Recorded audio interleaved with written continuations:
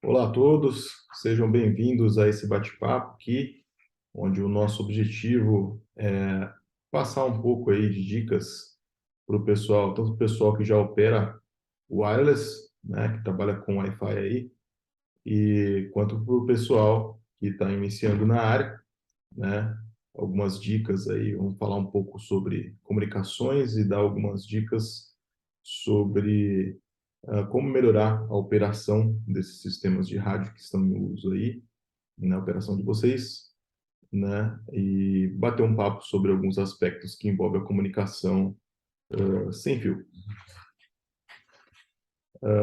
Primeiramente, é importante entender como é que funciona a comunicação de dados, né? Então, assim, eu vou basicamente ler os slides, porque eu tentei ao máximo colocar o maior número possível de informações nos slides. Então, basicamente, a gente consegue ter uma base boa só aqui pela leitura dos slides, né?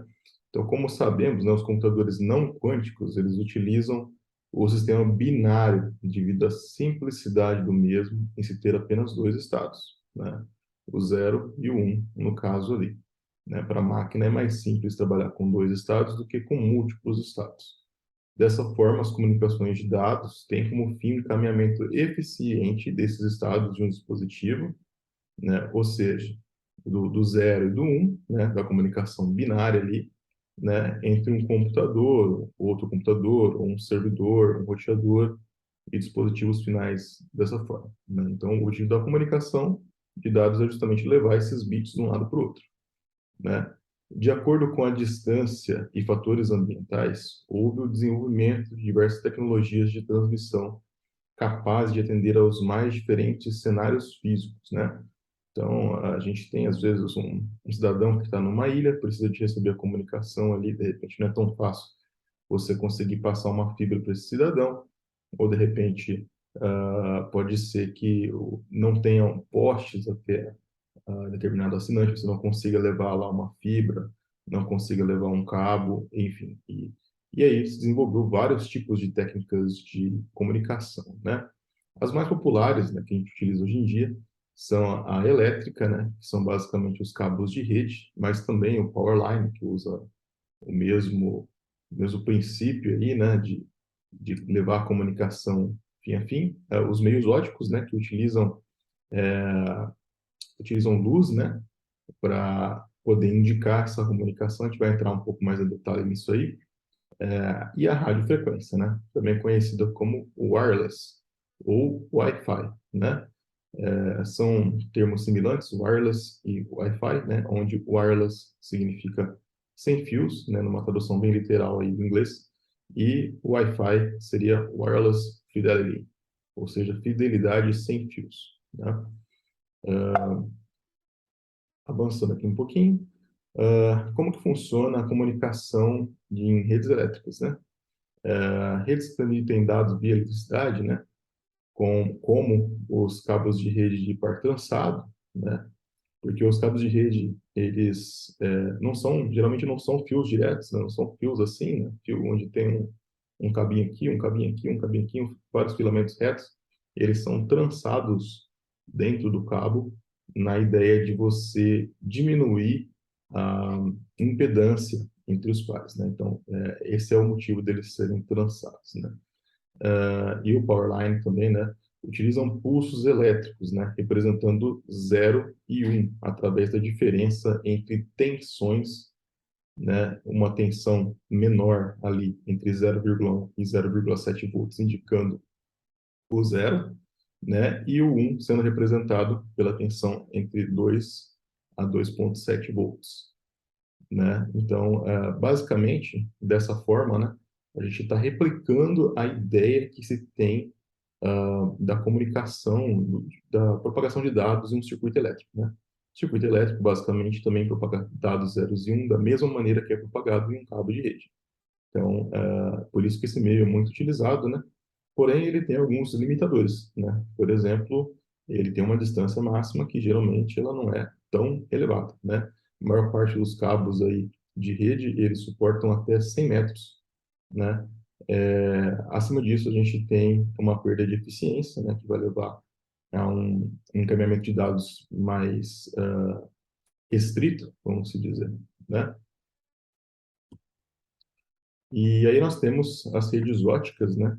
Redes óticas aqui, onde a gente, em vez de ter o pulso de dados, né, a gente tem luz, basicamente, né? E ela pode ser feita tanto com lasers de baixa intensidade ou alta intensidade, ou mais comumente hoje em dia diodos emissores de luz, né, que são os famosos LEDs, né, com ou sem malha fotônica associada. A gente está muito acostumado com a fibra ótica tradicional, em que a gente utiliza cordões aí para poder levar essa luz de um ponto ao outro. Porém, existem também projetos aí, equipamentos que utilizam o encaminhamento de luz através do ar, né? Você tem um ponto, esse ponto transmite um feixe de luz, e aí você tem um ponto remoto que recebe esse feixe de luz sem a necessidade de fios. Inclusive, é dessa maneira que a gente se comunica com alguns satélites, e é dessa maneira tem também a parte de radiofrequência, mas existem também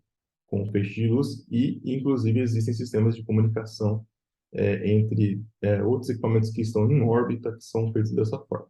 Né? Como a luz ela se propaga teoricamente infinitamente, se não houver uma resistência a ela, né? Nenhuma reflexão, etc. Então você tem a comunicação ocorrendo aí para fora do planeta utilizando luz, né? E aí sem uma malha fotônica associada. Mas aqui a gente está mais acostumado com a luz terrestre, onde a gente utiliza a malha fotônica, seja ela fibra convencional, né, com um capilarzinho ali de fibra mesmo, né, fibra de vidro, assim como também fibra oca, onde a propagação de luz é sobre o vácuo, né, que está em desenvolvimento, está bem acelerado e já tem operação restrita em alguns pontos, né? No caso da comunicação via ótica, né, o que acontece é o seguinte, né, ela usa feixes de luz de diversos comprimentos de onda, né, e diferentes frequências transitivas para representar os zeros e uns, através da variação, aqui está a tensão, mas está incorreto, né, da variação de luminosidade na mídia ótica. Então, onde o zero geralmente é representado por feixes de baixa intensidade e o um é representado por feixes de maior intensidade de luz. Né? Pela natureza ótica, da natureza elétrica dos sinais de computação, né, ele é necessário que ocorra uma conversão aí entre o elétrico, que é o natural, para o óptico, né? Então a gente recebe do computador ali o pulso elétrico, né? E a gente tem que converter isso para a luz, né? E depois no destino tem que converter ao contrário, né? A gente pega a luz, converte ela para eletricidade e aí ela entra no circuito eletrônico, né? Dessa forma são utilizados transceivers, né, que fazem o papel de moduladores e demoduladores. Aí não é exatamente um modem, mas é como se fosse, né? Ele faz esse papel de converter aí o, a eletricidade em luz e vice-versa, né? Podem ser utilizadas também outras técnicas como multiplexação de sinais elétricos, né? Como o TDM, né? Na verdade, essa multiplexação ela ocorre fora da luz, né? Por isso que eu falei sinais elétricos ali, né? Então, depois que ocorre essa inversão de luz para a eletricidade, a gente aplica a multiplexação, né? E também existe a multiplexação dos sinais de onda, ou WDM, ou Wavelength Multiplexing, né? Na verdade, esse WDM aí já ocorre na parte ótica mesmo da coisa, né? A gente consegue multiplexar diferentes comprimentos de onda em uma única fibra, né? Também existe a parte de splitting, onde a gente pega através de um prisma e se divide em vários canais que estavam num único feixe, e a gente divide esse feixe em vários canais e entrega cada canal para um receptor, né? Conhecido aí como PON, ou Passive Optical Networks, né? Os meios óticos, eles são totalmente complexos, né? E o entendimento total desses meios óticos, ele requer conhecimento da física que é aplicada para esses meios óticos, né? Na verdade, é muito mais complexo do que está exposto aqui. Isso aqui é uma simplificação bem grosseira de como seria uma comunicação de fibra ótica apenas para poder ilustrar como que isso funcionaria, né? Aí nós temos a comunicação acústica, né? Eu coloquei esse termo acústico, ele não existe, é um termo feito aqui. Eu vou só rapidamente mudar aqui o local do preview aqui meu, só para poder mostrar ali que está acústico barra RF, né? E o que isso significa, né? Como que funciona a comunicação acústica, né? A gente fala acústico porque rádio diz respeito a ondas que especificamente estão associadas à sonoridade, né? Assim como luz são ondas que especificamente estão ligadas à visão, a elementos visuais, né? As ondas de rádio são interpretadas como sonoras, né? Então, em um sistema que a gente opera por rádio, o que a gente está fazendo, na verdade, transmitindo dados por meio acústico, através de ondas de frequência de rádio, né? Geralmente não audíveis, né? Lógico que a gente pode criar um sistema de rádio baseado em ondas audíveis, né? Mas audíveis ou auditíveis, né? Mas a gente pode, mas idealmente ali seria ondas não audíveis, para que a gente não tenha problemas, né? Todos os que a gente conhece mais comuns aí são não audíveis, né? Tanto os espectros que a gente utiliza para o Wi-Fi, quanto os espectros da própria rádio mesmo, né? A gente não consegue sair na rua e estar ouvindo isso aí o tempo todo, né? Pelo contrário, isso aí propaga no, entre os rádios numa frequência que a gente não consegue ouvir, né? E aí a gente tem um dispositivo que vai converter isso para nós, uma frequência que é audível para nós, né? No caso lógico, de um som, né? No caso de dados, que a gente está falando aqui, a gente não tem necessidade de converter para nossos ouvidos. Então, a gente utiliza essa frequência não audível para poder replicar os estados de 0 e 1, que é o princípio de toda comunicação digital, né? Então, são utilizados para comunicação de dados, geralmente utilizando ondas de frequência muito alta, que é o VHF, né? É a mesma coisa da televisão, né? A única coisa é que a televisão VHF, o VHF que a gente estava acostumado, né, na época, ele era analógico, né? Hoje em dia são digitais, né? Mas é exatamente a mesma onda, né? Então a gente pode utilizar ondas muito altas, VHF, que vão de 54 a 216 MHz, ultra alta, ou UHF, de 300 MHz a 3 GHz, ou super alta, ou SHF, de 3 GHz a 30 GHz, mas não restrita a comprimentos mais estreitos, como ELF, né, que é uma frequência muito alta, muito baixa, né? Esse ELF é de low frequency, né? Ou mais larga, como EHF ou THF, né? Seria extremely high frequency, né? Uma frequência muito alta, né? E assim como a tecnologia ótica, ela depende da conversão, né, de pulsos elétricos para ondas de rádio, né? E essa conversão ela é gerada por um dispositivo modulador, né? Chama-se modem mesmo, né? Modulador demodulador, que é ligado a um alimentador feed, que por sua vez é ligado à antena, que é utilizada para dar amplitude aos sinais gerados, né? Então, assim que se gera o sinal, entre aspas, sonoro ali, a ser propagado, né, como rádio, né? Quando a gente fala rádio, está ligado ao, a ondas audíveis, né? Para a representação binária dos sinais e facilidade na conversão dos mesmos para pulsos elétricos, é geralmente empregado um método de modulação binária chamado FSK, ou Frequency Shift Keying, ou chaveamento de mudança de frequência numa tradução aproximada, onde frequências ligeiramente mais baixas representam os zeros e ligeiramente mais altas representam os um, né, o número 1. Além disso, podem ser utilizadas outras técnicas de multiplexação dos sinais, por divisão de tempo, como TDMA, e correção de erros em band, como FEC. Né? Tem o Strong FEC e o Weak FEC. Então, basicamente, a gente tem a mesma ideia de transição binária, 0 e 1, né? Não tem nada muito complexo sendo associado com a transição, né? Ela tem que ser simples, porque senão a gente tem um delay muito alto da, da conversão do sinal de rádio para o elétrico, né? Da mesma maneira que o óptico, né? A gente poderia ter vários tipos de outras coisas óticas acontecendo ali, mas quanto mais tecnologia a gente emprega no meio físico, é maior o tempo de conversão disso para elétrico, para a gente poder ter o que a gente quer, que é a comunicação ali dos bits de um lugar para o outro, né? O FEC que eu comentei aqui é uma correção de erros, né? Porque a, a, a comunicação sem fios, né? Ela geralmente causa uma perda, né? E essa perda, ela pode ser que eu receba um bit, mas esse bit não está totalmente confiável. Então, ele tem algoritmos ali que conseguem determinar se realmente ele vai descartar aquele bit ou se ele vai entregar, melhorando ali a confiabilidade dessa entrega, né? E TDMA a gente vai falar um pouquinho mais além. Então, quais são os elementos para transmissão wireless, né? Então, basicamente, a gente tem... Opa, passei aqui um slide. Então, basicamente, a gente tem o IDU, ou Indoor Unit, né?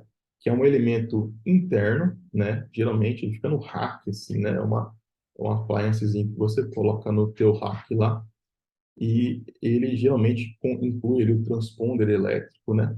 Que é o que vai fazer a conversão ali, vai entrar com sinais elétricos para ele poder depois ser convertido em rádio, né? Em ondas de rádio. O modulador, né? Que vai fazer de fato essa conversão acontecer, vai gerar essas ondas de rádio, né? O amplificador de força, o PA, Power Amplifier, que vai amplificar essas ondas geradas pelo modem, né? Uma parte do modem, na verdade, que vai amplificar isso para que ele possa sair ali daquele case ali do IDU e ir para fora, né? Então a gente tem esse appliancezinho, né? Tem o ODU, né? Ou Outdoor Unit, né? Unidade externa, né? IDU significa unidade interna, Outdoor Unit e ODU é unidade externa. É um ambiente, um elemento externo que geralmente inclui o modem, né? E o PA embutido nele, né? Então, a gente tem alguns tipos de rádio, né? Não sei se todos já viam vários tipos de rádio, mas basicamente a gente tem o rádio que tem IDU, que geralmente fica aqui o IDUzinho aqui, interno, desculpa que a qualidade do desenho é péssima aqui, né? E aí desse IDU sai um cabo que vai lá para a torre, né? Sobe na torre, e aí na torre a gente tem lá o ODU ligado nesse cabo, e do ODU a gente tem, de fato, a antena aqui, né? Assim como tem cenários onde a gente não tem esse IDU, a gente tem já direto, né? Sai do nosso equipamento, sobe na torre direto o cabo de rede ou a fibra ótica, direto para um equipamento externo aqui para o ODU, e dali sai o rádio, né? Antena, né? Esse ODU em rádios residenciais, vamos dizer, né? Dos amadores aí, a gente geralmente não vê ele, né? O ODU seria isso aqui, né? Esse, esse dispositivo aqui. Mas em rádios residenciais, a gente geralmente não percebe esse cara, né? Porque ele fica tão integrado, né? Geralmente uma antena residencial, como uma antena da Ubiquiti, ela tem aqui, né? Esse aqui é o dish, né? Que a gente chama essa antena, essa coisa redonda aqui, né? E a gente tem a ponteirinha dela aqui, né? Que seria o alimentador, né? Assim como está indicado aqui, ó. Esse aqui é o alimentador, né? Geralmente, o alimentador, ele é uma coisa física, ele não tem inteligência, né? Só que o que a Ubiquiti faz? Ela aumenta esse espaço aqui do alimentador, ela aumenta esse espaço aqui e coloca um chip aqui dentro, fazendo a parte de ODU, junto já com o alimentador ali já integrado. Então a gente tem uma antena inteligente. Assim como também tem antenas que não têm essa inteligência, e aí você precisa do condutor de onda, né? Porque o alimentador ele é uma coisa analógica, como está aqui, né? Você, para poder ligar a ODU, né? Ou a IDU no alimentador, né? Para a onda poder sair, você tem que precisar desse condutor de onda, que nada mais é do que um cabo ali que vai conseguir conduzir a onda gerada pelo modem ali até o, o alimentador, né? E aí o alimentador, por sua vez, né, ele vai jogar essa onda, né? Vai jogar essa onda no shield, aqui, ele vai propagar essa onda para o shield aqui, né? Ele joga nessa posição aqui, ó, joga para dentro do shield, e aí o shield reflete isso para fora, certo? Então a gente tem uma reflexão aqui para poder aumentar a potência ali, né? A gente tem um aumento de potência induzido pelo tamanho do shield, certo? Vamos seguindo aqui.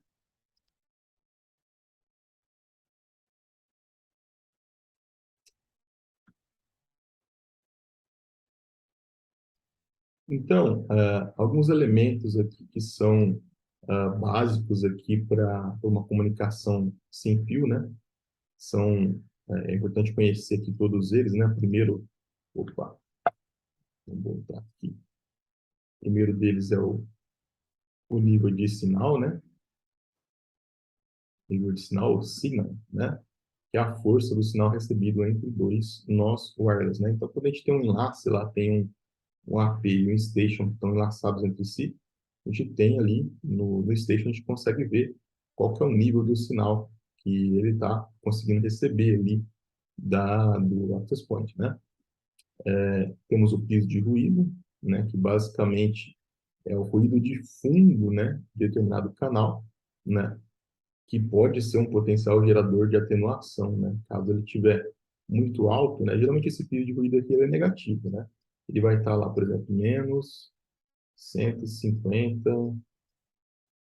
dB, né? Ele é medido em decibéis, né? Está em dB, né? Na unidade. Menos 150 dB, está bem sem ruído, né? Mas esse nível aqui ele pode ser um pouco maior, né? Por exemplo, menos 90 dB, né? Isso aqui já é um nível que a gente está falando quando tem algum rádio de fato transmitindo ali junto, né? Existe uma interferência grande aqui nesse canal, né? Então a gente tem que se atentar aqui ao piso de ruído. A gente tem aqui também a relação sinal versus ruído, que também é conhecido como SNR, né? Que é o cálculo que a gente efetua levando em consideração o sinal de recebimento e o piso de ruído. Isso aqui, geralmente, as próprias antenas já fazem, né? Na verdade, a inteligência da antena, não é a antena em si, né? Mas o rádio, ele já faz esse cálculo para você, e aí ele te traz ali uma, uma qual que é o SNR, né? E qual que é a relação sinal-ruído, né? Se ele tiver uma relação muito ruim, obviamente o enlace vai ficar ruim, né? A gente tem sempre que levar em consideração. O mouse sumiu aqui. Opa, vamos voltar aqui. Ó. Vamos ver. Então, a gente tem que levar sempre em consideração essa relação sinal-ruído que a gente constrói aí, né? Aí a gente tem também a questão da modulação, né? Que é a taxa de atualização ou geração de ondas de rádio, né? Então, a gente, quanto maior essa modulação aqui, mais throughput a gente tem. A gente vai entender o que é throughput logo, logo. E quanto menor essa modulação aqui, menos, né, a gente consegue em transmitir de dados, né? A gente tem o canal, né? Basicamente. Opa.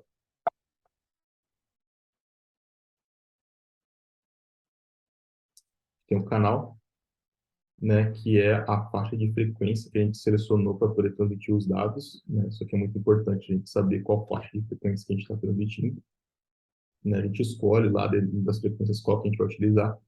A largura do canal, né? Que é o comprimento da faixa de frequência que a gente selecionou para operação. A gente vai falar um pouco mais disso um pouco mais adiante. A correção da modulação, que é o FEC, né? É um algoritmo que faz correção de erros e penaliza o throughput em prol da confiabilidade. A gente tem dois tipos de FEC conhecidos, né? Um chama-se Strong FEC e o outro é o Weak FEC, né? Vou tentar posicionar melhor aqui. O mouse some aqui no complicado aqui. Só um minutinho, pessoal.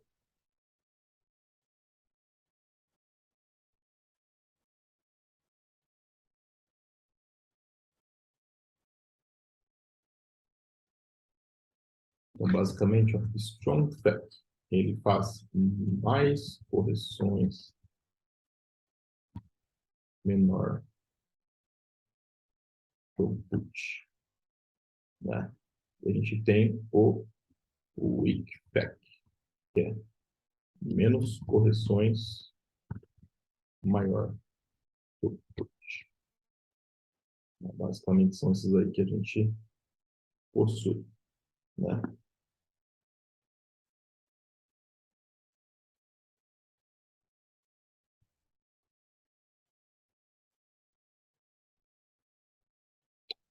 A gente tem aqui também o cálculo automático de força de transmissão, ou ATPC, que é um algoritmo que você habilita no rádio, ele aumenta ou reduz a força de transmissão, né, o TX Power, automaticamente de acordo com os parâmetros de enlace. Então, o rádio ele tem uma inteligência que ele vê ali como que está o enlace, né? Se ele tiver muito bom, ele diminui a força de transmissão para gerar menos ruído. Interessante esse TPC, mas às vezes ele pode atrapalhar, né? Esse cálculo às vezes não é tão bem feito assim e ele chega a atrapalhar. Então, em alguns cenários é interessante tirar ou colocar o TPC. Tem também o ACM, né, que é a modulação e codificação adaptativa, que é um algoritmo que comuta entre diferentes modulações automaticamente de acordo com o SNR TX Power. Também uma inteligência do rádio ali para poder determinar qual é a melhor modulação de operação para aquele rádio. Isso aqui é interessante porque se você não habilita esse recurso ACM aqui, ele fica condicionado naquilo que você determinou no rádio. E aí, se caso ocorrer alguma coisa, desalinhar a antena, alguma coisa, e a modulação que você selecionou não for mais possível, né, de acordo com aquele SNR, né, você vai ficar sem enlace, você vai perder. E se ele estiver habilitado, ele calcula isso para você e consegue manter o enlace. É bem interessante, mas em alguns casos você pode querer travar, né, desativar o ACM e travar numa modulação mais baixa para garantir uma confiabilidade maior. Mas sempre mais baixa e nunca mais alta para você não perder o enlace, né?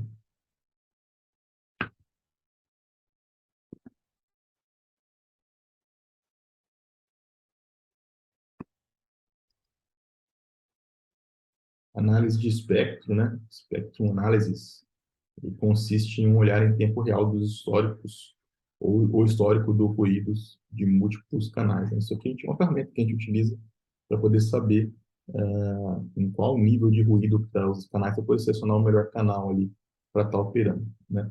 Throughput, né? Eu já comentei ali atrás, mas é a quantidade de dados em bit por segundo que é possível de se obter nas condições de operações do rádio.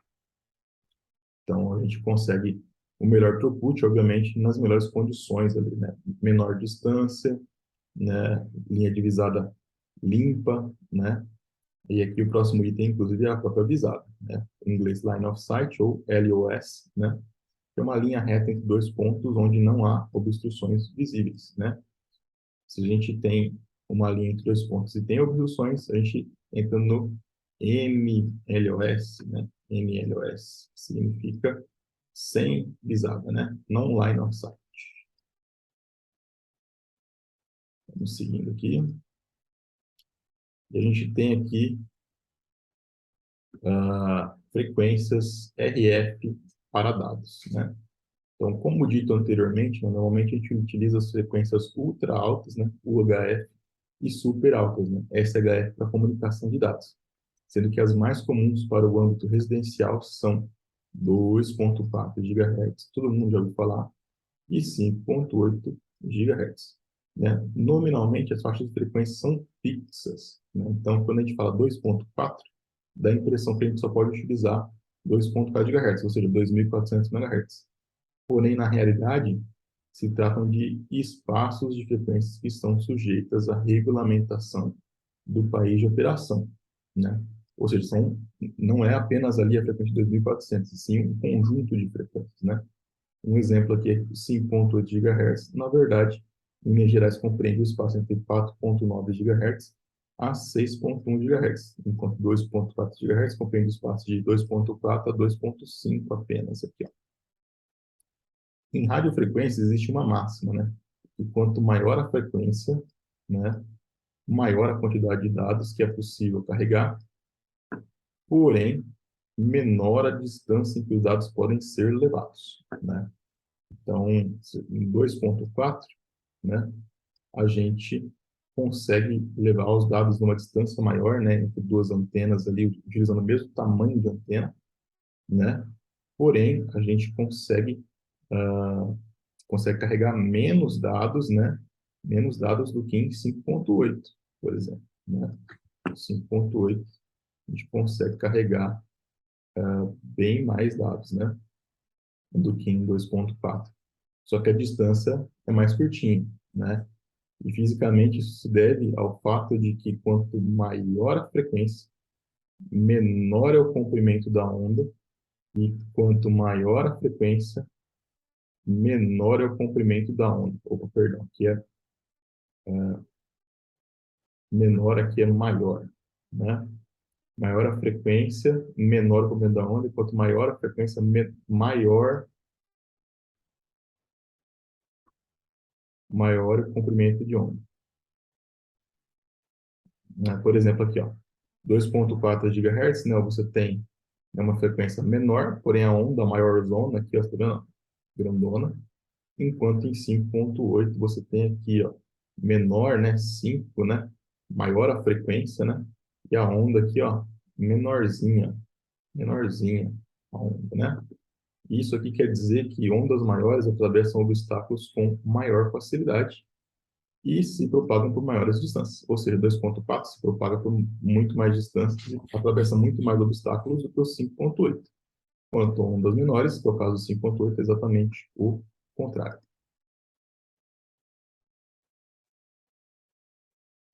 E aqui a gente tem frequências RF para dados, né? Wireless parte 2 aqui, que seria a gente exemplificando aqui que ah, no desenho aqui, né, que em 2.4 aqui, de repente você está num quarto, você tem um roteadorzinho aqui, né, e ele consegue aqui, através de uma parede, propagar aqui o sinal para esse outro quarto. Enquanto em 5.8 isso aqui é muito mais limitado, né? E aqui, ah,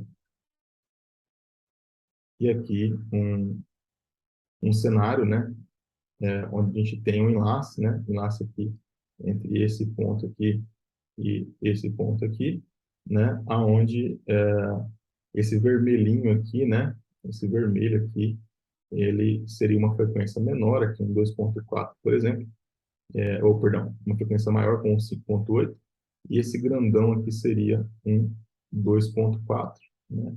Ou seja, aqui no vermelhinho aqui, ó, eu tenho que conseguir enxergar ali meu ponto, o ponto tem que estar bem mais alto, né, para poder enxergar ele do que o meu tracejado aqui, que seria 2.4, né, que eu consigo até passar ali, ó, né, fazer interferência para aviões ali, e ele está muito mais alto, né? Então essa área aqui é muito mais alta, né? Se você tem, por exemplo, se você tiver aqui um ponto aqui embaixo, está transmitindo para um ponto aqui em cima e a altura não é suficiente, né?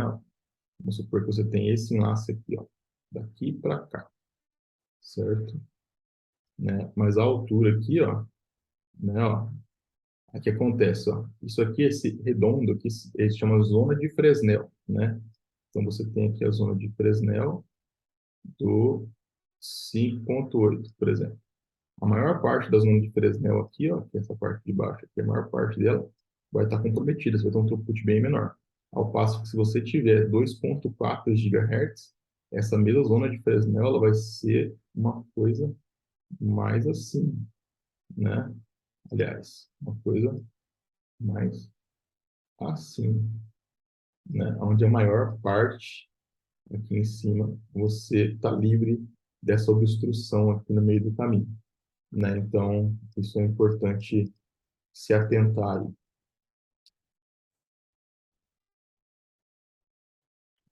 E a gente tem aqui a parte 3 aqui, que seria a questão da largura de canal, né?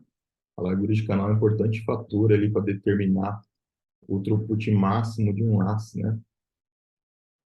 Bem como o range de impedância, né? Ou seja, né?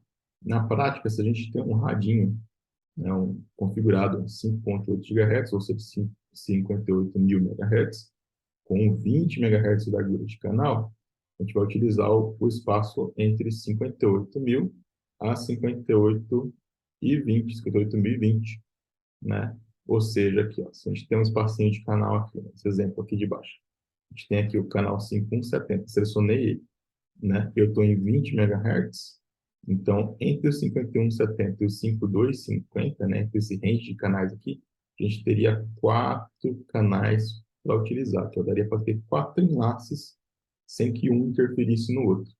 Um enlace aqui nesse canalzinho aqui que pega logo no começo do 5170, né? Que seria esse 70, 5180, e aí depois a gente teria daí para frente, né? Até chegar no 5250. Então, a gente teria 4 canais aqui em 20 MHz e 2 canais em 40 MHz, né? E em 80 MHz, né, que é esse espaço aqui, ó, de 5170 a 5250, a gente tem exatamente 80, 80 MHz, né? A gente utilizaria apenas a gente teria apenas um canal para utilizar em 80 MHz, né? Ou seja, qualquer coisa que eu colocasse aqui, qualquer outro rádio que eu colocasse aqui, nesse mesmo espaço aqui do 570 ao 5250, ele geraria interferência nesse meu rádio que está trafegando aqui, né? Ao passo que a gente tiver um canal muito largo, aqui, como 160 MHz, a gente não só utilizaria toda essa faixa de frequência aqui, como utilizaria também essa segunda faixa de frequência, que começa no 5250, né, ó, e vai até o 5330. Então, a gente utilizaria do 5170 até o 5330 para um único enlace. Então, em vez de ter aqui, ó, possibilidade em 20 MHz, que a gente teria 8 canais, né, 4 aqui e 4 aqui para trabalhar, né, se fosse uma torre que dá para utilizar 8 rádios sem que nenhum interferisse em nenhum, a gente passa a ter apenas um único enlace aqui possível, né? Então, é muito importante essa questão aqui da largura de canal, né, channel width. Muito importante saber e setar corretamente essa questão aí. Parte 4 aqui, né? Rádios, né? Eles estão sujeitos a compliances de acordo com a questão, de acordo com a em questão a qual opera, né? Ao país em questão a qual opera, né? Isso deve ser determinado utilizando o country code do país na configuração do rádio, a fim de fazer com que o rádio obedeça às regulações impostas pelo órgão regulador do país em questão. Vamos supor, vamos dar um exemplo aqui. Vamos supor que no Brasil, a Anatel, na Agência Nacional de Telecomunicações, ela prevê que a gente utilize o 5.8 aqui do canal 58.000 até 58.100, 58.8900, né? E depois que a gente utilize do canal 50, 4920, né, que também é da faixa 5.8, até o canal 5120, por exemplo, né? Então, a gente tem essas faixas aqui. Então, se eu quiser utilizar um canal, por exemplo, o canal 5200, ele está fora da faixa permitida pela Anatel, né? Mas ele existe, né? O rádio comporta isso, né? Comporta 52, 53, 54. Mas aqui nesses rádios que são homologados pela Anatel, nesse exemplo, tá? Não estou falando que é assim, né?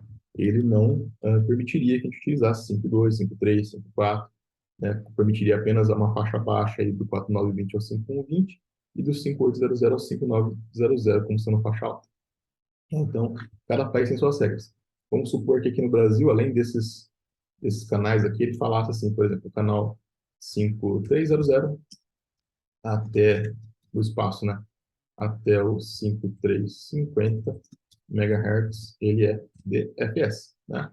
O que é o DFS? DFS é o Dynamic Frequency Selection, ou seleção dinâmica de frequência, que basicamente é um modo que o rádio tem que primeiro escanear se tem alguém utilizando esses canais, e aí se ninguém estiver utilizando, ele passa a iniciar a transmissão, né?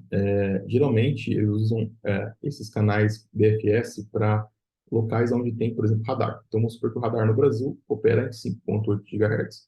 na frequência de 5.3, na verdade, GHz, né? 5.300.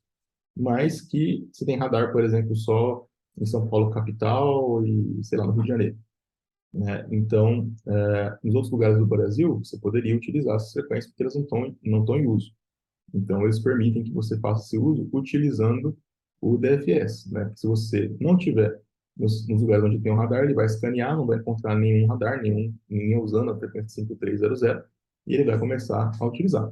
Ao passo que se você tiver num desses lugares e ele vê que tem alguém utilizando essa frequência, você não pode utilizar essa frequência.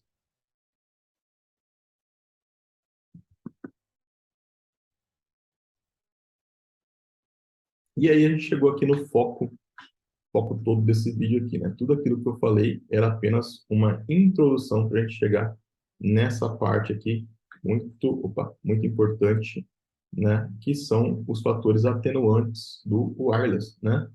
Primeiro, né, um dos mais importantes aqui é chamado fading, né?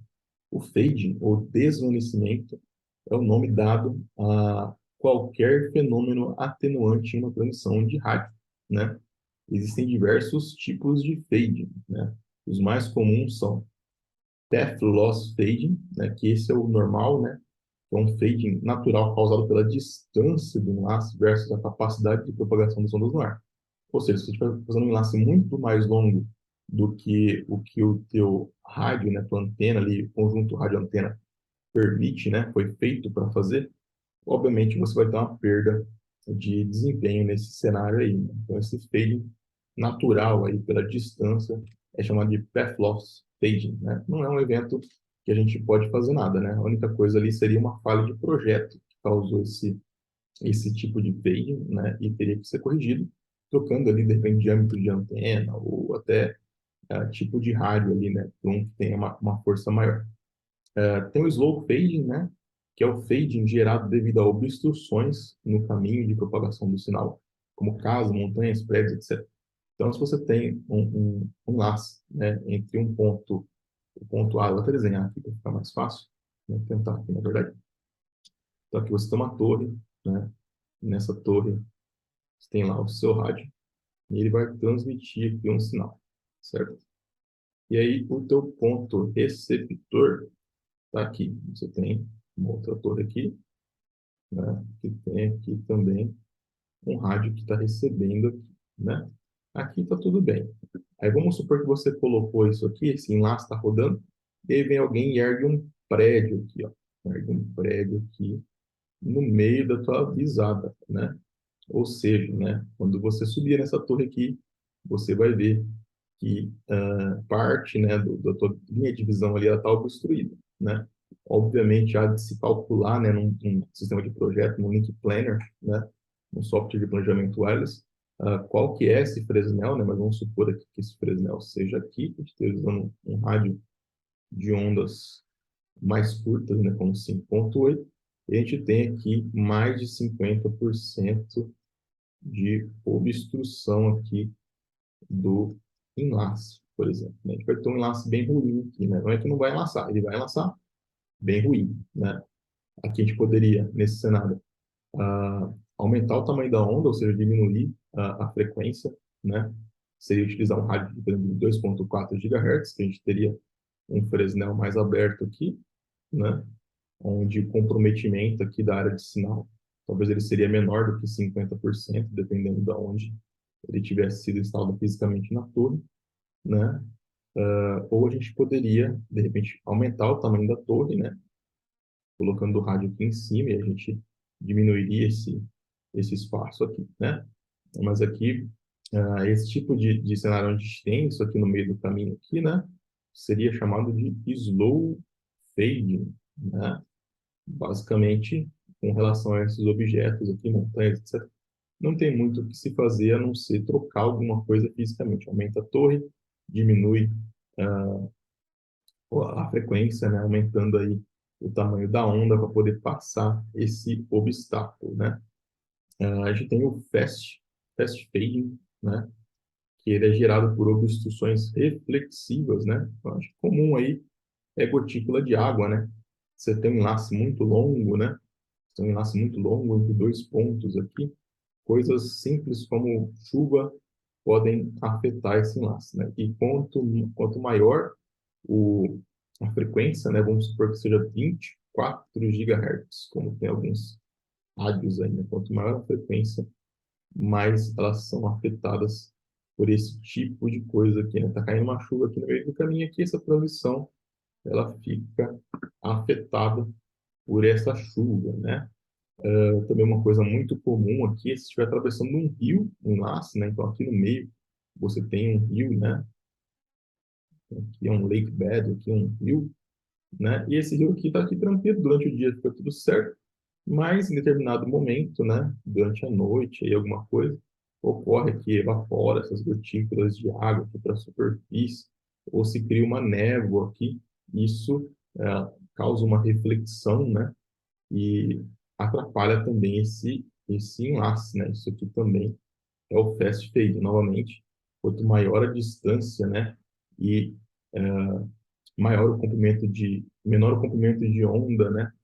E maior a frequência, né? Ou seja, 24 GHz, 5.8 para cima, né? A gente começa a ter esse tipo de problema aqui, com uma distância maior, né? É interessante levar em consideração, porque acontece realmente muito, né? E tem que ter isso na cabeça, né? Quando acontece algum tipo de sinal que inexplicavelmente fica ruim, depois fica bom, né?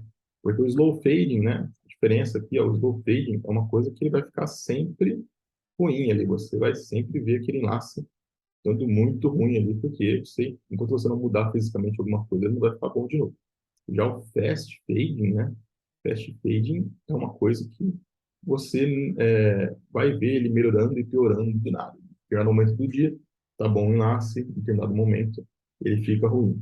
Né? Às vezes o cliente reclama que só fica ruim à noite, por exemplo, né? Às vezes o suporte não tem suporte à noite, você acaba não vendo que ficou ruim naquele momento, você só vai conseguir ver isso a partir do momento que você estiver vendo o rádio dele, no momento que estiver ocorrendo o fading, né? Então, é bem interessante isso aqui, né? São componentes, né, radiorefratários ou difratários, né? E podem causar variação de sinal para mais ou para menos, né? Também tem por que para mais, né? Às vezes você tem uma onda de rádio, né, que você tem aqui uma casa, né? Essa casa aqui, e você tem aqui a antena na torre, né? Está transmitindo aqui o sinal, né? Mas no meio do caminho ela bate nessa casa aqui, e aí você tem uma outra casa aqui atrás, aonde essa que está muito mais perto aqui, de repente tem um sinal pior do que essa outra que está aqui. Por quê? Porque a gente tem um sinal natural que já está sendo propagado aqui, esses pontos, não sei se dá para ver aqui, e também uma reflexão que ocorre daqui para cá. E aí esse cara aqui fica bom. Se algum dia essa casa aqui for demolida, por exemplo, pode ser que esse cliente aqui prejudique o sinal, né? Porque está ocorrendo ali uma refração que causa a variação do sinal para mais, né? A distância dos enlaces, né? Lower is better, né? Quanto menor, melhor. E o comprimento de onda também, quanto menor, mas na verdade maior o comprimento de onda, menor frequência, né? É melhor. Pode ser usado como contramedida no caso do fading que não foi previsto em projeto, né? Aqui está um exemplo aqui do fading ocorrendo, né? Onde tem a difração do sinal aqui, né? Difração, né? Que o sinal bate aqui, ele é desviado, né? E a reflexão, né? A refração aqui do sinal, que ele bate aqui, mas ele vai exatamente para o ponto que você quer que ele vá, né? E aqui um exemplo da perda de força no cenário de fade, de acordo com a distância, né? Então, isso aqui é muito importante mesmo, essa questão do fade, entender e saber tratar esse tipo de coisa quando ocorre. Uma outra coisa muito importante também no wireless, né, é a questão da multiplexação incompatível, né? Que aí no caso de projetos PTMP, opa, PTMP ou ponto multiponto, né? Aqui. O que seria o ponto multiponto, né? Vamos rabiscar aqui em cima mesmo. Vamos imaginar que você tem, né, uma torre, né? Ficou muito fraquinho aqui, vamos colocar de volta aqui do que a gente estava usando mesmo. Você tem uma torre aqui, né? e essa torre aqui, ela tem um radinho, né? Está transmitindo, né? E você só tem um cliente, essa antena aqui, ela só vai para um único cliente. Então, o sinal ele sai daqui, né? E ele vai com destino a outra torre lá, onde tem uma antena para captar. Isso aqui seria o ponto a ponto, né? O sinal vem desse ponto, vai para esse ponto e desse ponto de volta para esse ponto. O que seria o ponto multiponto? Eu tenho uma torre, tenho lá nessa torre um radinho, né? E esse meu radinho ele atende a essa residência aqui. Opa, perdão, que é bem complicado para desenhar no mouse aqui, pessoal. Então, você tem aqui uma residência, né? Uma residência que recebe esse sinal. Aí você tem aqui outra residência, né? Tá péssimo aqui desenho, mas outra residência que também recebe esse sinal aqui. Isso aqui já é um ponto multiponto. Você tem um radinho aqui, você tem um radinho aqui, né? Então, o sinal ele vem para cá, ele vem para cá. Isso aqui seria um ponto multiponto. Então, cenários ponto multiponto, né? A maior parte dos casos, você vai ter um único rádio emissor, né? Que é aquele cara da torre aqui. Você tem a torre aqui, e esse rádio aqui é o teu único rádio emissor desse ponto multiponto, né? Então, para esse monte de residências ou de empresas, enfim, que tem ali para receber esse sinal, né? Então, a gestão de filas, ela é imprescindível, né? E ela ocorre, você queira ou você não queira, né? Por padrão, a maior parte dos cenários, o enfileiramento padrão dele é o FIFO, né? First in, first out, né? Primeiro a entrar, primeiro pacote a entrar, o primeiro pacote a sair. Porém, as capacidades de transmissão podem ser drasticamente aprimoradas com a utilização de multiplexação, né? Sendo a mais comum delas nesse ambiente a multiplexação por divisão de tempo, ou TDMA, Time Division Multiplexing Algorithm, né? Que nesse caso aqui, o que ele vai fazer? Ele vai gerar aqui, ele vai pegar o fluxo de dados. Então, você tem um fluxo de dados entrando aqui para esse rádio mandar, né? Para essa antena aqui mandar, né? Radinho aqui mandar. E ele vai pegar esses fluxos todos que estão vindo aqui com destino cada um a um cliente e ele vai enfileirar da seguinte maneira: ele vai pegar o fluxo, vai dividir ele por time slots, né? Time slots. Então você tem aqui o time slot 1, 2, 3, 4, 5. E aí você tem aqui os clientes, né? Vou tentar desenhar aqui. Finge que isso aqui é uma casinha, finge que isso aqui é outra casinha, aqui outra casinha, certo? Para a gente poder exemplificar aqui, né? Cada um com a sua anteninha aqui.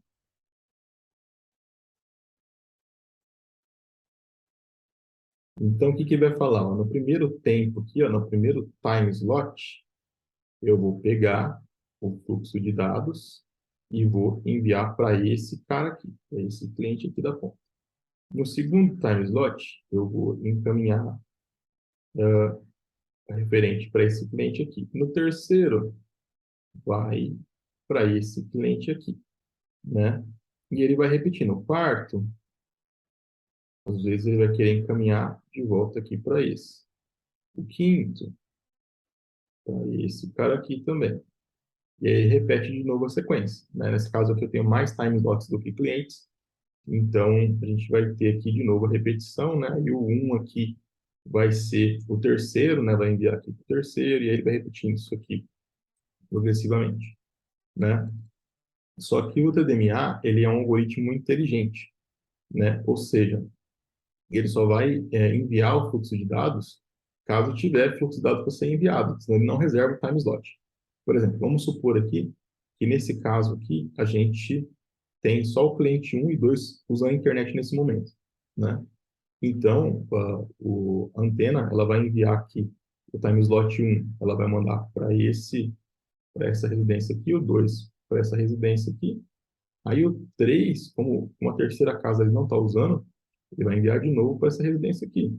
O 4, de novo para essa aqui.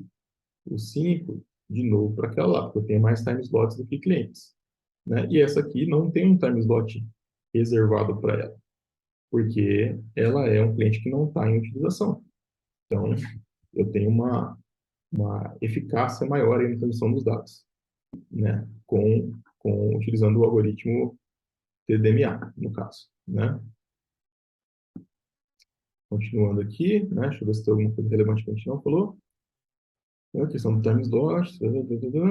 Além disso, alguns fabricantes permitem a gerência manual das filas, com a atribuição de prioridade do time slot para cada nó individual, permitindo assim a otimização do algoritmo para melhor entrega do tráfego. O que que é isso?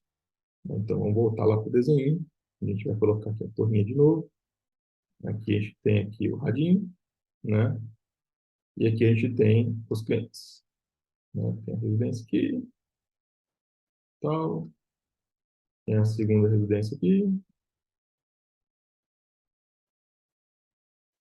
cada uma com a sua correspondente antena. Bonitinho, tá bonitinho para cá, bonitinho para cá. Mas aí vamos supor que abriu aqui um comércio, né?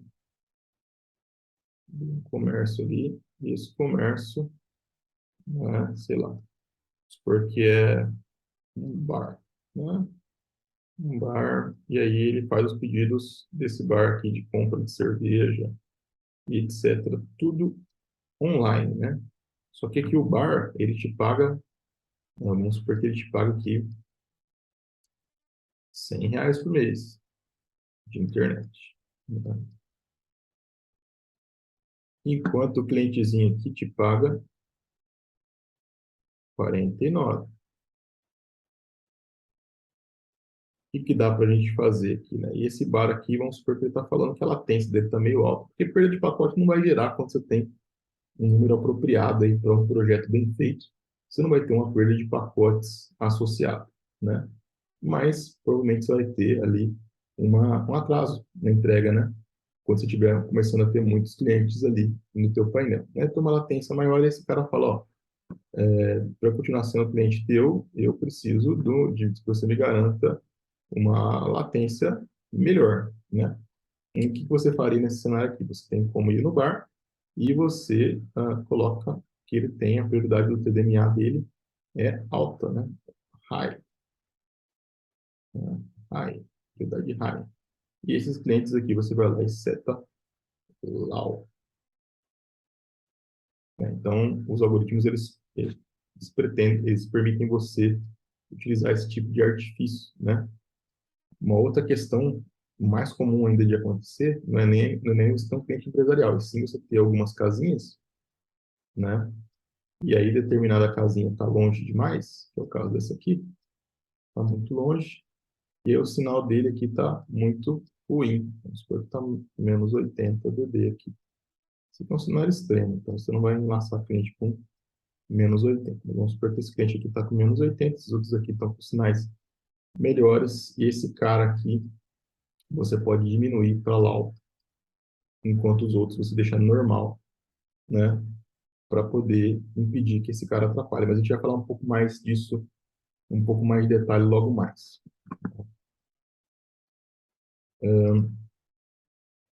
Entretanto, né, é importante aqui a observação, entretanto, ao utilizar dispositivos PTMP de fabricante diferente entre o AP e o Station, né, vamos supor que a antena do AP lá, o Base Station lá, o painel setorial, é da Ubiquiti e o Station é da, sei lá, da Intelbras, da MikroTik, né, a gente gera incompatibilidade do algoritmo de multiplexação, ficando desabilitado esse recurso, né, e prejudicando completamente a utilização de multiplexação no AP, né.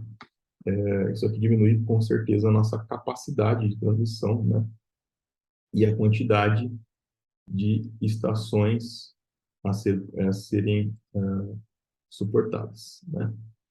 Devido a isso, não é recomendável o uso de multiplexação em cenários mistos e é altamente recomendável manter o número de estações baixo nesse tipo de cenário. Ou seja, recomendação master, utilizar sempre access points e stations do mesmo fabricante para poder ter o melhor cenário. Rádio já é complicado por si só, né? Já tem vários fenômenos aí que podem atrapalhar. Ainda mais se a gente utilizar da maneira errada, aí que não vai mesmo, né?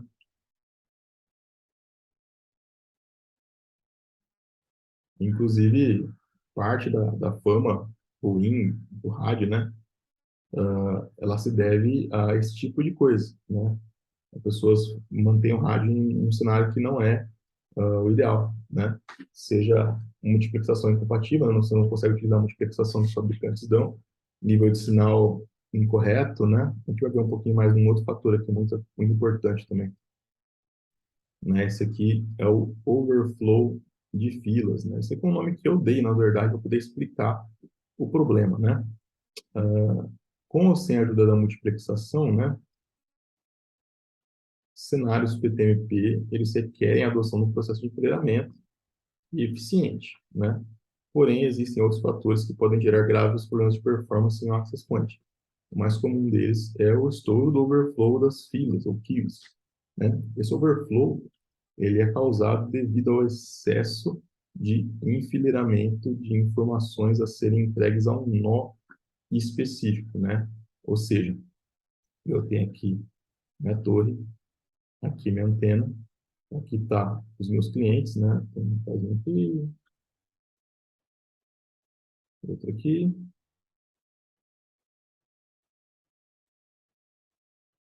cada um com a sua anteninha ali para receber o sinal. Só que, por determinado motivo, esse cara aqui, ele tem uma fila, está enfileirando os pacotes, o nosso AP aqui está enfileirando os pacotes para enviar para esse cara aqui, né? Isso geralmente é causado por um nó com um sinal alto, ou seja, vamos supor que esse carinha aqui está com sinal menos 60 dB, e esse carinha aqui está com sinal menos 80 dB. O que vai acontecer? Né? O AP aqui, né? Nosso AP, ele vai tentar enviar igualmente as informações, tanto para esse quanto para esse, né? Porém, a hora que ele tentar enviar isso para cá, esse cara ele não vai responder que ele recebeu, porque ele não recebeu a informação. E esse cara vai enfileirar a informação para enviar de volta para esse cara. Até que chega um momento que ele fica enfileirando tanta informação que ele estoura esse buffer aí, né, dessas filas, né, e começa a entregar de todo mundo atrasado, inclusive não só desse cliente, e sim dos outros clientes também, né? Esse cara que começa a receber o pacote dele atrasado também, você prejudica toda a sua estrutura aqui, toda a sua torre aqui, o teu painel, por conta de um único cliente que está com o sinal muito ruim, né? Ou também, às vezes, pode não ser um sinal ruim, pode ser uma relação SNR pior do que os outros nossos conectados ao access point, que geralmente é causada por falta de visado, fading ou interferência. Nesse cenário, a recomendação é que se faça uma análise de espectro do ponto de acesso e na estação, e que você verifique a questão da visada, se tem visada, né? Se não tiver, você vai ter que fazer uma outra correção, né? Que é trocar, de repente, por uma frequência mais alta, né? Como o caso do, vamos supor que está em 5.8, você vai jogar 2.4 GHz, porque aí a onda é maior e, de repente, consiga passar essa obstrução divisada, né? Você pode ajustar também o nível máximo de sinal aceito pelos pontos de acesso, de modo a não permitir estações com um nível muito alto, né? Você vai lá e permite, por exemplo, estações para se enlaçarem com um nível de sinal só até menos 70 dB, por exemplo. O que tiver fora disso, você não aceita. E aí o cliente vai ligar falando que não funciona, você vai mandar um técnico lá para poder averiguar o caso dele. Em último caso, que se proíba a estação de conectar o painel, né? Você utilizando a série para impedir mesmo o cliente de conseguir se enlaçar, que aí você vai enviar um técnico à residência para poder fazer a correção e os outros clientes ficam funcionando normalmente, ou você migra a estação para outra AP. Isso aqui é a causa mais comum de problema em Wi-Fi. Você não pode ter uma situação onde você tem um cliente muito ruim e os outros muito bons. Você vai ter um problema grave aqui com o painel todo, ele vai ficar muito ruim, né? Agora, se caso você tiver um painel onde todos os clientes estão menos 80, né? Tá todo mundo ruim, beleza. Nesse cenário, você vai ter um problema aqui menor do que aquele problema que um cliente é bom e os outros ruins, Mas ainda tem um problema dos clientes estarem com um sinal ruim aqui, né? Eles não vão estar sendo afetados por conta da diferença de sinal, mas sim por conta do próprio sinal que está ruim. Nesse caso aqui, geralmente, você vai ter que verificar se tem visada. Se tem visada, você vai ter que fazer uma correção de canal. Às vezes, você tem um provedor concorrente lá utilizando o canal 5720, 5720, você está utilizando esse mesmo canal. Você vai lá, troca ali para o 5320, e aí você sai desse barulho aí do teu concorrente, né? Você resolve o problema. Lógico que isso aqui, né, você deve não fazer aleatoriamente, com base no teu achismo, e sim com base em dados, né? Você faz ali a análise de espectro para você ter certeza de que existe esse problema de interferência para você fazer a correção, né? Sempre fazer a avaliação com base em dados, né? Então, a gente falou de bastante coisa aqui, né? Vamos recapitular aqui algumas das coisas aqui, né? Que a gente comentou aqui para poder só frisar aqui, porque como a gente falou muitas coisas em pouco tempo, né? Isso aqui é comunicação, como é que funciona aqui, né? Então, vamos recapitular aqui que, primeiramente, 2.4, né? O 2.4, a gente tem, uma maior cobertura, tá? Ah, a gente tem uma maior cobertura, né? Maior distância, né? Resumidamente aí, porém um throughput menor e menos canais para utilizar, né? Enquanto no 5.8 a gente tem menor cobertura, menor distância, maior throughput. Beleza? Basicamente, aqui um exemplo dessa questão da obstrução, né? Que o 2.4 consegue passar com maior facilidade as obstruções, enquanto o 5.8 tem maior dificuldade para isso. Aqui, um exemplo da zona de Fresnel, né? É interessante vocês procurarem sobre essa questão da zona de Fresnel aqui para poder estar entendendo o que é isso, né? Aqui, a questão da canalização, né? Que é o channel width, né? Largura de canal, né? Que quando a gente utiliza uma largura maior aqui, né? Como de 80 MHz, a gente vai ter um throughput maior, né? Vai conseguir ter um throughput maior, né? Porém, a gente vai estar poluindo muito mais o espectro aqui. Se tiver vários painéis na mesma torre, vai ser complicado, e se a gente tiver um concorrente próximo, vai ser mais complicado ainda poder gerir esse uso de canais aí entre você e o concorrente, né? Ao passo que no 20 MHz você consegue utilizar mais canais, 40 MHz você divide isso pela metade, 80 pela metade da metade, né? E assim por diante, né? Quanto maior o canal, né? Maior a largura de canais, menos canais disponíveis você tem para utilizar sem gerar uma interferência. Lembrando que tem larguras menores, a gente tem até os 5 MHz, né? Que pode ser utilizado, né? Tem alguns algoritmos também de distância para a gente poder.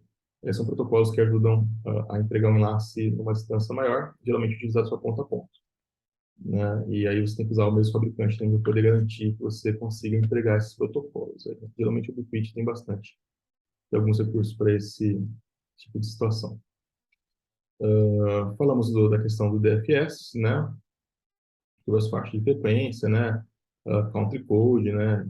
Como obedecer a regulação do país da configuração do rádio, né? E o DFS, que é aquela seleção dinâmica de frequência, que é para poder evitar você poder usar uma frequência que é limitada a radar, né? Legalmente. Você tem que habilitar esse DFS aqui e aí você pode utilizar, né? De acordo com, se você não tiver nenhuma utilização no teu município, você pode utilizar essa frequência. E o rádio garante que você faça isso somente quando você pode. A gente tem aqui também a questão do fading, que a gente falou, que é muito importante, né? É bem interessante se vocês puderem voltar nesse slide aqui e ver, né? Volta nessa parte do vídeo aqui e ver o que eu falei sobre as questões do fading. Isso aqui é um dos principais motivos de um cliente ficar ruim no rádio, né? E até gerar, né? Se você tem um cliente com fade, obviamente você vai poder gerar um cenário ruim para todo mundo, né? Na tua torre, né? Então é interessante que você cuide do fading aí para que isso não ocorra na sua rede, né? E falamos aqui da multiplexação incompatível, né? Sobre cenários mistos aí de fabricantes mistos para evitar, né? O que acontece, como é que funcionam as filas aí, né? Então, é muito interessante, né? Aqui é especificamente sobre overflow de fila, né? Que pode acontecer e ocorre muito com rádio. Então, acho que essas dicas aqui são muito importantes no dia a dia para quem opera com tecnologias de rede sem fio aí, com wireless, né? E acredito que, espero poder ter ajudado vocês aí que operam com rádio a operar melhor, né? A entregar uma melhor qualidade para os seus clientes aí, né? E em caso de dúvidas, eu estou à disposição, né? O e-mail, para quem quiser, é caio@laser.com.br, telefone 17 99629 7017. Tá bom? Espero ter ajudado. Desculpa pelos erros aí da apresentação. Um abraço.